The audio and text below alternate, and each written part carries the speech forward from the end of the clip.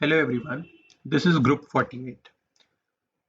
The home page of our web app consists of two sections, the summary and the map. The summary section displays the KPIs such as population, number of tweets harvested, and some more statistics related to the tweets. The interactive map on the left hand side lets you navigate to the individual tweets, after which you can see the locations for which we have harvested the data. Now let's move on to our scenario 1.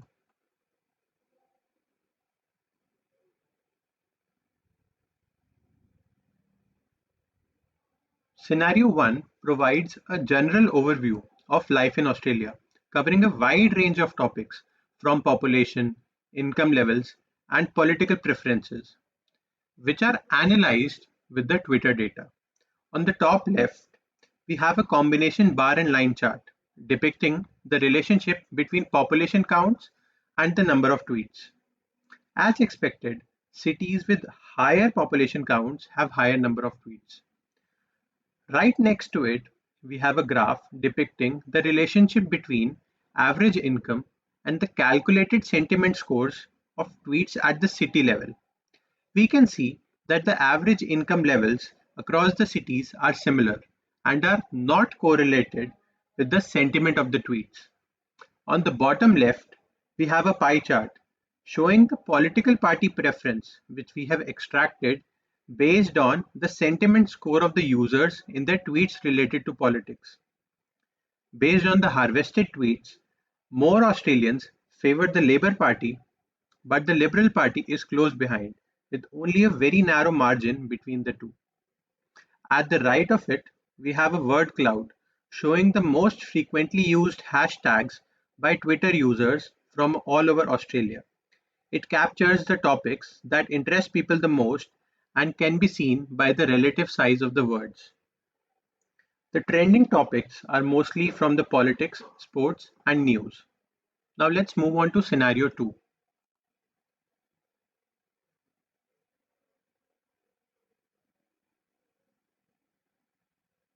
In scenario 2, analysis was performed on tweets related to COVID-19 to see how people are feeling with regards to the ongoing pandemic. We use the terms polarity score and subjectivity score in our graphs. Polarity score refers to a number lying in the range -1 to 1, where -1 means a negative sentiment and 1 means a positive sentiment. The subjectivity score refers to a number within the range 0 to 1, where 0 is very objective and 1 is very subjective. On the top left, we have a histogram of polarity score of COVID-19 related tweets. We were trying to determine if COVID-19 related tweets from Australia are positive, negative, or neutral statements to gauge the general feelings towards the pandemic. From the graph, we can see that most tweets related to COVID-19 have a neutral to positive polarity score, indicating that Australians have a positive outlook while discussing about the pandemic. Next to it is a heat map depicting the relationship between polarity score and subjectivity score of COVID-19 related tweets. From the graph, we can infer that most COVID-19 related tweets have a neutral polarity and are generally fact-based.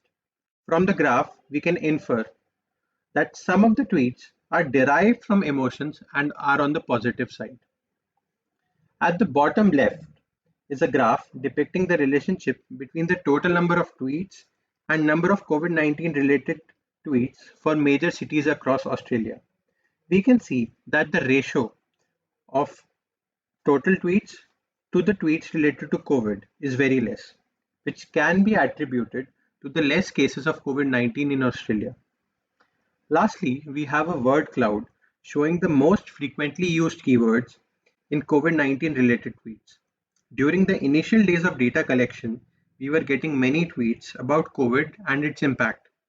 Now that the vaccines have been rolled out, the topic of discussion has shifted to them. Now let's move on to scenario 3.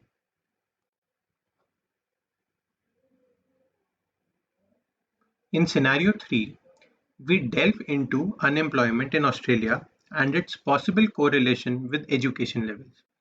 The analysis for this scenario was performed on a subset of tweets related to work and education. The unemployment rate in the graphs refers to the number of unemployed people expressed as a proportion of the total labor force. The graph on the top left depicts the relationship between polarity score of work-related tweets and unemployment rate for 5 major Australian cities. We wanted to analyze if a city with a higher polarity score for work-related tweets also had a lower unemployment rate. But we cannot observe much correlation from the data collected. However, we do observe that Melbourne has the highest unemployment while Sydney has the least. Next to it is a word cloud showing the frequent keywords in work and education related tweets.